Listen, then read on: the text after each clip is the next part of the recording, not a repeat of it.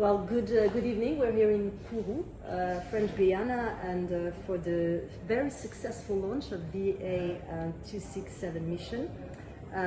Successfully launched today by Ariane, I think 64, which was also the first commercial launch, right, of Ariane 6 for the Amazon constellation, and I think it's one of the a series of 18 launches that we're going to do for Amazon. So I'm here with David Cavaillolès, who's the chief executive of Arianespace. So David plutôt, on est entre deux français, but we're doing this in English. First of all, really huge congratulations to you, your team, and also to Amazon, of course. Thank you. You know, I think being there today, thank you as well for the invitation for both of our members, because both Ariane and Amazon are our members, so this was a great honor to be here today. But you know, this marks a really important step for you, as I was saying, as the first launch of this series for Amazon. From an industry perspective, as we are seeing all these changes that are happening in the environment, the rapid expansion of the industry, what is the significance of this launch in terms of evolving global requirements that you are seeing in the sort of the access for space? Well, for us and for me, this launch is a game changer. This is a turning point, because today we see more and more projects, bigger and bigger, and more complex missions. So today, if you want to be relevant, you need a launcher that is on time, that is at scale, and that can deliver any mission. And I think that today, with those 32 satellites perfectly injected, we demonstrated that Ariane, and especially Ariane 64, is the best product to deliver this type of missions. Now, as we mentioned, this is the first of a long series, a series of 18 launches. So today we celebrate, tomorrow we start preparing the next launch. Excellent. Well, I think at least for the first one, it was excellent to see such a success.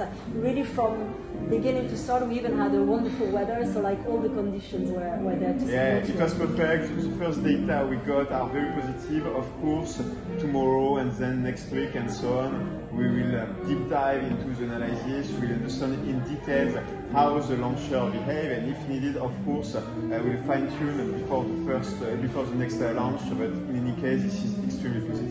No, very, very well done again. But we're also dealing in terms of markets dynamic generally.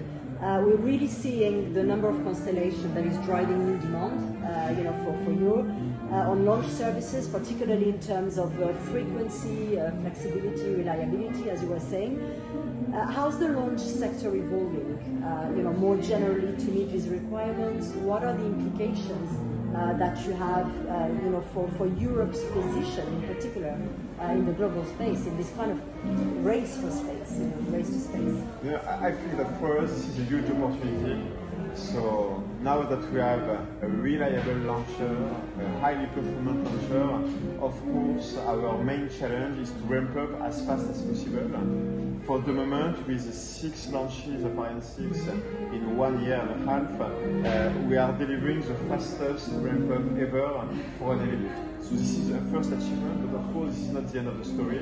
Now we need to reach our target cadence of 9 to 10 per year as soon as possible, and I think we are going in the right direction. And then, of course, if the market is there, we need to study the relevance to go beyond 10 launches per year, because we see more and more clients asking for us, and this is once again a very good signal. I want to wrap up with a subject that is increasingly important for not only for the industry but for the end user as well and consumers, which is sustainability. So as we see satellite activity in orbit that are increasing, we also see you know, there are shared concerns about sustainability across the value chain, not just the launchers but also the operators. So how can you think the sector can really balance competitiveness and sustainability in orbit and reliability? You know, for us this is really a strategic topic, and today when we hire talents, they are more and more interested by our policy, our concrete actions not only declaration, concrete action in terms of sustainability. So some elements, so typically, maybe you saw here in Kourou the canopy boat. Yes, this is a one of a kind. Now we are bringing the different modules of the rocket from Europe to Kourou with this boat that is equipped with big sails, and thanks to that we can cut the emissions by 30 to 40%. This is the first step. Another example with Arianespace, now we have the ability to deorbitate the postage at the end of the mission. This is what we did today. It worked perfectly well, and this way we ensure we leave zero debris in space. Last but not least, of course, we have to reduce the emissions. Let's keep in mind also that through space and thanks to space, we can have a major impact to monitor, to understand climate change and to take immediate action. Last year, we launched satellites to observe the forest, to analyze the emission of CO2. So I think space is absolutely crucial to work for sustainability, and we are very proud to launch this type of satellites. Well, thank you, and let me say, as a French, je suis très fier ce soir.